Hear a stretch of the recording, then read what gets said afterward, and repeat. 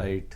చాలా ఎగ్జైట్ అవుతూ కూడా మంచి మంచి పాయింట్స్, చాలా అంశాలని ఆయన 24 సీట్ల గురించి కూడా ఒక స్పష్టత, చంద్రబాబు నాయుడు గారి గురించి ఒక స్పష్టత, అట్లాగే పవన్ కళ్యాణ్ గారి గురించి ఒక స్పష్టత, జగన్మోహన్ రెడ్డి గారి గురించి ఒక స్పష్టత, వైఎస్ఆర్సీపీ పార్టీల గూండాల గురించి ఒక స్పష్టత, ఇలా ప్రతి అంశం మీద తన స్పష్టమైనటువంటి అంశాలని, అభిప్రాయాలని పిన్ టు పిన్ ఆయన వెల్లడించారు.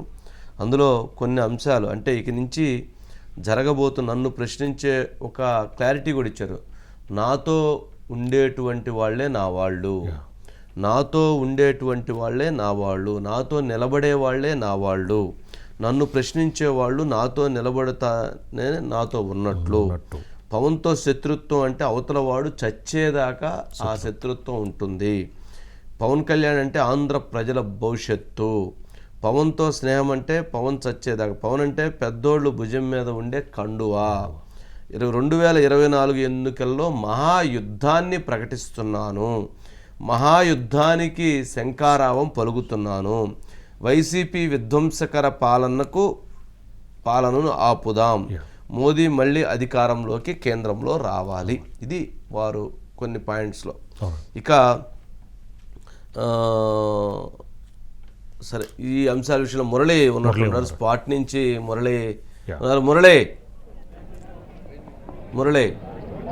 Sir, good evening sir. Good evening Murali. ఓవరాల్గా చూస్తే అంటే ఈరోజు చంద్రబాబు నాయుడు గారు పవన్ కళ్యాణ్ గారి స్పీచ్లో, సరే చంద్రబాబు నాయుడు గారు కొన్ని అంశాల గురించి మాట్లాడారు, కానీ పవన్ కళ్యాణ్ గారు చాలా సీరియస్గా చాలా అంశాల గురించి చాలా స్పష్టత ఇచ్చారు. అంటే ఇటు జగన్మోహన్ రెడ్డి గారికి ఏంటి అనేది చెప్పడంతో పాటు, జన సైనికులకి ఏంటి అనేది చెప్పడంతో పాటు, జనసేనని విమర్శిస్తున్నటువంటి వాళ్ళకు ఒక చెప్పేటువంటి అంశం, చంద్రబాబు నాయుడు గారి గురించి చెప్పేటువంటి అంశం, తెలుగుదేశం జనసేన మైత్రి గురించి, 24 సీట్లు 3 పార్లమెంటు స్థానాల గురించి, ఇలా ప్రతి అంశం గురించి కూడా వారు ఈరోజు చాలా ఎందుకో చాలా అగ్రెసివ్గా కూడా, కానీ అగ్రెసివ్గా తన అనుకున్నటువంటి కంటెంట్ని తను చెప్పాలనుకున్న అంశాన్ని స్పష్టంగా తెలియజేసినట్టున్నారు. ఏంటి మురళి వారు మాట్లాడినటువంటి అంశాలలో ఏ అంశాలకి ఆయన ఏ రకమైనటువంటి క్లారిటీ ఇచ్చే ప్రయత్నం చేశారు?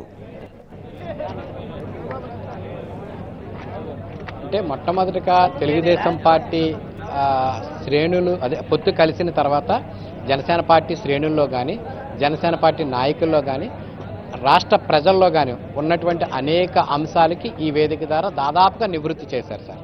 1, 2 అని కాదు సార్, అన్ని అంశాలని ఆయన 1 by 1 చెప్పుకుంటూ, వివరంగా చెప్పుకుంటూ, ఎక్కడా కూడా ఫ్లోలో కూడా మిస్కనెక్ట్ కాకుండా ఆ సబ్జెక్టుని ప్రతి ఒక్కరికి కనెక్ట్ అయ్యే విధంగా, ఇక్కడ హాజరైన వారే కాదు టీవీలో చూస్తున్న వారు ప్రతి ఒక్కరికి కూడా ఆయన చాలా క్లియర్ కట్గా వివరించారు సార్.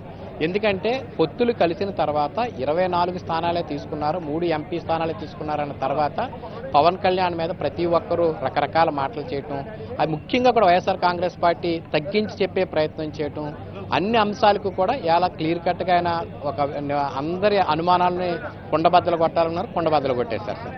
అయితే ఈరోజు పవన్ కళ్యాణ్ తన స్పీచ్లో అంటే అందరికి అర్థమయ్యే విధంగా చెప్పే రీతిలో కూడా ఎక్కడ తగ్గాలో అక్కడ తగ్గుతూ, ఎక్కడ అర్థమయ్యేలా అక్కడ మాట్లాడుతూ, ఎక్కడైతే ప్రత్యర్థులకు పంచిలేసే విధంగా, ప్రత్యర్థులకు దడ పుట్టించే విధంగా మాట్లాడాలో ఆ విధమైనటువంటి స్పీచ్ని కంటిన్యూ చేస్తూ కూడా దాదాపుగా కూడా 45 మినిట్స్ పైన ఆయన స్పీచ్ కొనసాగింది సార్. ఎందుకంటే అంత డీటెయిల్గా ఆయన ఈరోజు స్పీచ్ని ఇవ్వాలని నిర్ణయించుకున్నారు సార్. 24 సీట్లకు సంబంధించి అంశం చూస్తే కనుక ఎలా నేను తగ్గారని మీరు అందరూ అనుకుంటున్నారు, కానీ రాష్ట్ర ప్రజలను గెలిపిస్తున్నాను, రాష్ట్ర ప్రజల ఆకాంక్షలను గెలిపిస్తున్నాను అనే విషయం అందరూ గుర్తుపెట్టుకోవాలని ఒక వివరణ ఇవ్వడం జరిగింది సార్. తగ్గటం కాదు, ఖచ్చితంగా కూడా రేపు తెలుగుదేశం పార్టీ అధినేత చంద్రబాబు కానీ, నేను కానీ కష్టపడి పనిచేసిన వారికి, అటు తెలుగుదేశంలో కానీ ఇటు జనసేనలో కానీ పార్టీ కోసం ఉన్నటువంటి వారందరికీ కూడా సముచిత స్థానం వస్తుంది, వారిని గుర్తించాం, గౌరవిస్తామని చెప్పారు సార్. అంటే కొంత తెలుగుదేశం పార్టీలో కూడా సీట్లు కోల్పోయిన వాళ్ళు ఆవేదనగా ఉన్నారు, జనసేన పార్టీలో కూడా సీట్లు కోల్పోయిన వాళ్ళు ఆ 2 వర్గాలకి కూడా అలా చెప్పారు సార్. అయితే ఈరోజు పవన్ కళ్యాణ్ చెప్పింది ఒక మరి ముఖ్యమైన విషయం ఏంటంటే, ఆయనకి సంబంధించి అంటే జనసేన పార్టీకి సూచనలు సలహాలు చేసేటువంటి కొంతమంది వ్యక్తులను ఉద్దేశించి, అదేవిధంగా కూడా ముఖ్యంగా కూడా వైఎస్ఆర్ కాంగ్రెస్ పార్టీ నుంచి జనసేనకు చేస్తున్నటువంటి సూచనలు చేసే వారికి కూడా చాలా ఘాటైనటువంటి విమర్శలు చేశారు. నాకు సూచనలు సలహాలు చేయొద్దు, మీరు నడవాలనుకుంటే నా వెంట నడవండి, నాకు కూడా నడవండి, అంతేగాని సూచనలు సలహాలు చేసి మమ్మల్ని అయితే ఇబ్బంది పెట్టాలనే విధంగా, అంటే కొంతమంది పదే లెటర్లు రాయటం ద్వారా కానీ, పదే విమర్శలు చేయడం ద్వారా కానీ, పదే హరిరామ జోగయ్య గారు లాంటి ఉద్దేశించి మాట్లాడారు అనుకోవాలా? వారు పేరు చెప్పలేదు కానీ హరిరామ జోగి గారు లాంటి వాళ్ళని ఉద్దేశించి మాట్లాడారనుకోవాలా?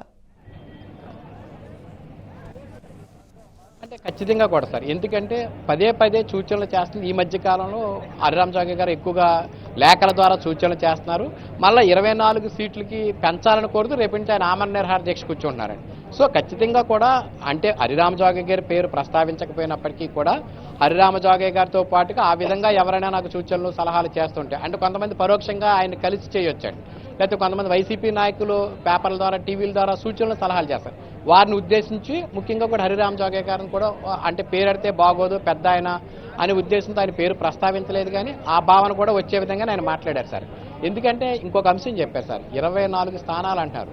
అంటే ఒక్క అడుగుతోటే వానరుని తొక్కేసామని ఒక కథ చెప్పారు సార్. ఆయన గతంలో జరిగినటువంటి ఒక కథను ఆయన చాలా క్లియర్ కట్గా చెప్పారు. ఒక్క అడుగు చాలు తొక్కేయటానికి అనే అంశాన్ని చెప్పారు. అంటే ఇవాళ 24 సంఖ్య అనేది తక్కువ కాదు.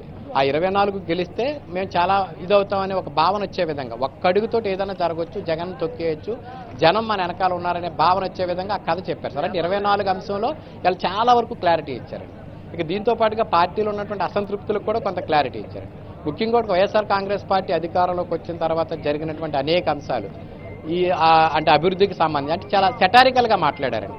రోడ్డు మీద పాలు వేస్తే కనుక ఆ పాలు మళ్ళా మనం ఎత్తుకునేంత అందంగా రోడ్లు ఉన్నాయి. ఏ షాపుకి వెళ్ళినా కూడా ఉద్యోగాలు మనకు దొరుకుతున్నాయి. అంటే ఇవన్నీ కూడా ఎటకారంగా సెటారికల్గా జగన్మోహన్ రెడ్డి పరిపాలనని ఆయన ఎత్తి పొడిచారు సార్. అంటే రోడ్లు బాగాలేదు అని పదే పదే చెప్పే కన్నా రోడ్లు బాగున్నాయని అంటే వెటకారంగా మాట్లాడారు. ఉద్యోగాలు లేవు కానీ ఉద్యోగాలు ఉన్నాయి, ఏ షాప్కి వెళ్ళినా ఉద్యోగాలు దొరుకుతున్నాయి. మద్యానికి సంబంధించి అసలు డిజిటల్ కరెన్సీ లేదు. ఇలాగా ఆ విషయాన్ని దాన్ని చాలా క్లియర్ కట్గా ప్రస్తావించారు సార్. కానీ ఇంకొకటి కూడా ప్రస్తావించారు సార్, ఎవరైతే పవన్ కళ్యాణ్ భార్యలకు సంబంధించి నాకు 3 భార్యలు 2 విడాకులని పదే పదే చెప్తున్నాము. సరే ఈరోజు ఈయన 4వ భార్య అన్నారు, మరి 4వ భార్య ఎక్కడో ఈయన వచ్చేయడమో అని. అంటే భార్యల పట్ల ఆయన చేస్తున్నటువంటి విమర్శలు కానీ, ముఖ్యంగా కూడా చంద్రబాబు నాయుడు సతీమణికి సంబంధించినటువంటి ఆమెపై చేసినటువంటి విమర్శల విషయంలో కానీ, ముఖ్యంగా కూడా మీరు మహిళలని ఇలా కించపరిచే విధంగా మాట్లాడుతున్నారు. నాకు తెలుగొచ్చు, నాకు మాట్లాడటం వచ్చు, నాయన కేకలేగలను, కానీ భారతీ గారిని కోడిస్తూ ఆమె గౌరవంగా భారతీ మేడం గారు నేను మిమ్మల్ని అనలేక కాదు, కానీ మీ జగన్ ఎలాగ ఈ విధంగా మహిళల్ని ఆడపడుచుల్ని కించపరిచే విధంగా పెళ్ళాలంటే అది చాలా క్లియర్ కట్గా మహిళలకి అర్థమయ్యే విధంగా చెప్పారు సార్. ఎందుకంటే పదే పదే నా వ్యక్తిగత జీవితాన్ని ఇస్తున్నారు. కానీ ఈ రోజు జగన్మోహన్ రెడ్డి రాజకీయాల్లో రాకముందు చేసినటువంటి ఆయన వ్యక్తిగత జీవితాన్ని నేను తీసుకొస్తే కనుక టన్నుల కింద నాది ఉంటుంది, కానీ రాజకీయాల్లాగా ఉండాలని చెప్పారు. ఒక సుదీర్ఘమైనటువంటి ప్రసంగం. ఆ ప్రసంగంలో ఈ రోజు పవన్ కళ్యాణ్ ప్రసంగించిన సేపు కూడా మొత్తం నిశ్శబ్దం అండి. అంటే ఆఖరికి చంద్రబాబు నాయుడు యొక్క విజనరీని ఆయనకు అప్పుడు అలిపరిలో జరిగినటువంటి రోడ్డు ప్రమాదాన్ని కూడా అంటే కిలోమీటర్ పేలింది, అప్పుడు మళ్ళీ దిగి ఆయన రాజకీయాలకే దృష్టి సారించారు, కానీ ఆయన ప్రాణాల మీదకి వచ్చిందని ఆయన భయపడలేదు. అంటే ఈరోజు చంద్రబాబుకి 40 సంవత్సరాల అనుభవంలో ఆయన చేసినటువంటి ఎన్నో కార్యక్రమాలను ఆయన వెనకాల నడవాల్సిన అవసరం ఉంది. ఆయన యొక్క గొప్ప రాజనీతిజ్ఞని కానీ ఆయన రాజకీయ దురంధుడని కానీ అభివర్ణించడంలో కానీ పవన్ కళ్యాణ్ చాలా మెచ్యూర్డ్గా ఈరోజు మాట్లాడారు. ఎందుకంటే ఖచ్చితంగా కూడా 2 పార్టీలు కలిసి వెళ్తున్నాం, 2 పార్టీలు కలిసి వెళ్ళినప్పుడు మన మధ్య పెరుపచ్చలు లేకుండా కేడర్ మధ్యన ఎటువంటి అంతరాలు లేకుండా ఉంటాయనే ఉద్దేశంతో మురళి అంటే